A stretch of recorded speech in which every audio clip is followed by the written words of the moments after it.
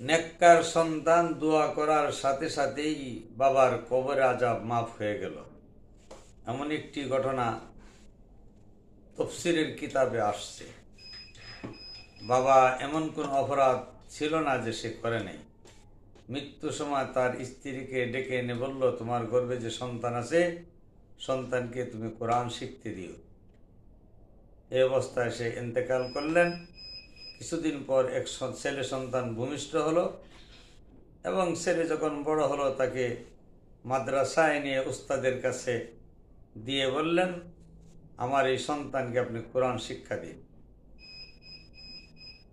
তার বাবার কবরে আযাব হইতেছিল। উস্তাদজি যখন বিসমিল্লাহির রহমানির রহিম শিখিয়ে দিল আর সন্তান বিসমিল্লাহির রহমানির রহিম বলে পড়তে শুরু করলো, আল্লাহ তাআলা ফেরেশতাদেরকে বললেন, ফেরেশতারা, শিশু বাচ্চায় বলতেছে আমি রহমান, আমি রহিম, আমি অসীম দয়ালু, তুমি তার বাবার কবরের আযাব মাফ করে দাও।